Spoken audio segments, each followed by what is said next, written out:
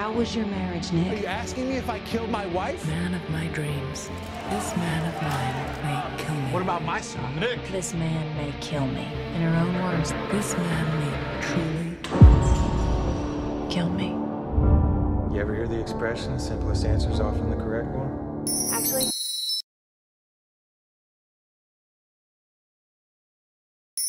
Congratulations.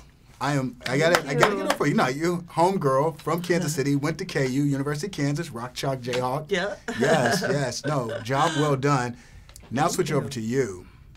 Man, you were incredible. Love the performance. I love the nuances. I love how you found the rhythm. I love what you put yourself through to gain the weight, lose the weight, gain the weight, and then just deliver. Outstanding. Oh, that's very nice. I mean, yeah, well, you know, you think, how the hell am I going to pull this off? You know, when you get a part like that, and then if it hadn't been Fincher that you thought would, you know, you could totally trust with a character like that, you know, I knew, and I think Gillian knew that.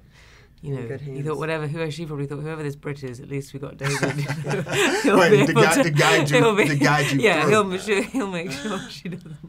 So what about you? Because you got to do the impossible. Because like, you wrote a fantastic book, but you also got to do the screenplay. Yeah. How did you pull that off?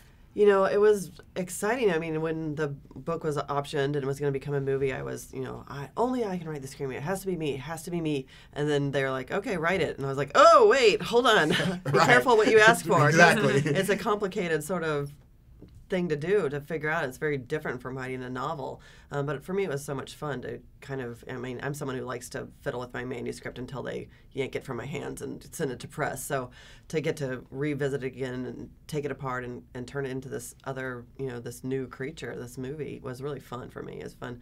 I can't keep my hands off Nick and Amy. I love those stunts.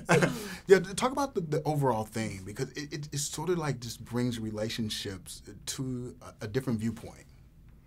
Well, it puts them under a microscope. Yes. It puts marriage under a microscope, and you know, it's this idea of, in this narcissistic world we live in, how performance has kind of become a totally accepted part of courtship and dating and marriage, and then, you know, and that's okay. It can be fun. You know, you can try on another self in order to sort of win your mate, and you can maybe be a sort of improved version of yourself for the other person, but then at a certain point it becomes unsustainable, and it's what happens then, you know, when you decide to sort of show who you really are, and you know, what happens if your other half doesn't like you anymore.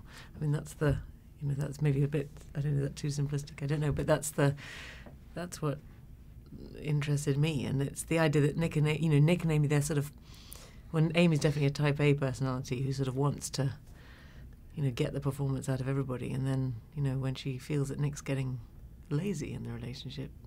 Well, your hands are far too delicate for real scrimshaw work, and I happen to be a charter subscriber to Middling Warlord Weekly, so I'd recognize you. I'm gonna go with C.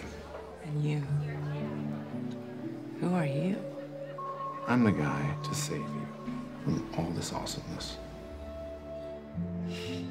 When there are days on the set when you feel like you don't quite have it, and you know you've been on a roll, what do you go to sort of like get yourself back into it, to punch back up?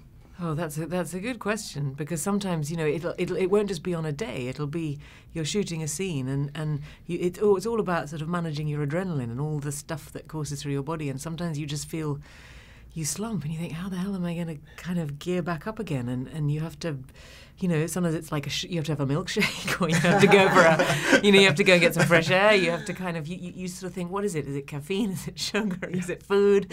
What is it? Right. Up. And for you as the writer, like people have come at you with a little bit of criticism. How do you defend them off? Because of your style of writing, it's so realistic, and you take people to places that they know exist, but they don't often want to explore. Mm-hmm.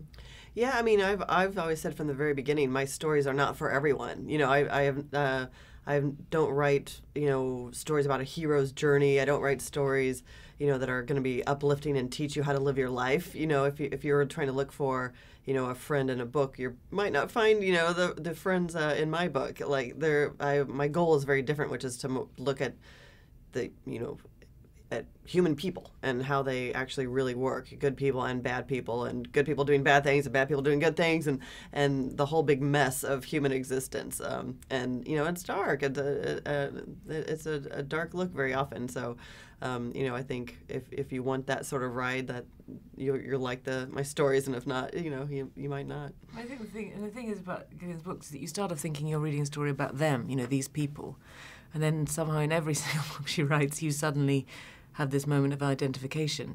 And then you feel sort of unsettled because you're reading about these people who have admirable qualities, awful qualities, and you kind of, you know, you get them and you identify with them. So that's, I think, why you leave everybody so unsettled and stirred. Well, it was a fantastic piece of work, and congratulations, you do Kansas City very well. Thank you. I'm heading back in a couple of weeks for a little. Really? You're watching BLACKTREE on TV, only on Soul of the South.